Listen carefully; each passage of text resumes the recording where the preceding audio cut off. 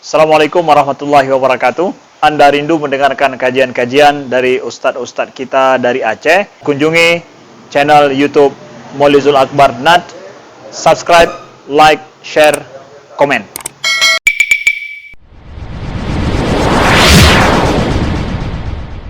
Ketika imam sudah selesai solat, tiba-tiba muncul jamaah di belakang buat sendiri. Ini yang terlambat-terlambat, sesama yang terlambat. Ya, bukan masbuk.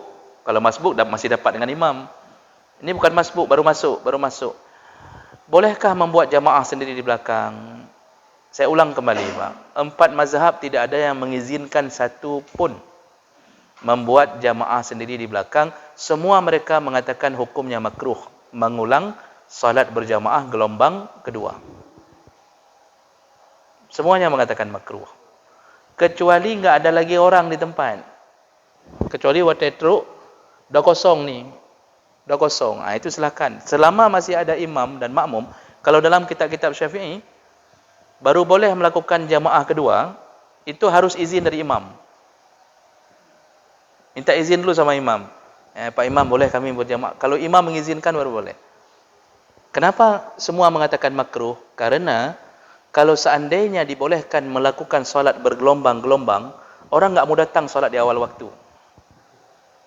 Mereka akan mengatakan apa? Entuk tak pegak kerot. Kita buat sendiri aja nanti. Santai aja, sama juga pahalanya. Mulailah datang gelombang kedua, gelombang ketiga, gelombang keempat. Makanya makruh melakukan jamaah di belakang ketika masih ada makmum dan imam di tempat. Baik sedang berzikir, tetap makruh. Itu dijelaskan dalam kitab. Makanya orang hari ini membuat itu kadang-kadang enggak tahu ilmunya. Makanya seakan-akan menganggap itu lebih baik. Padahal kalau dalam mazhab Syafi'i sendiri, lebih baik solat sendiri kalau sudah terlambat daripada membuat jamaah baru. Kecuali sudah kosong di tempat.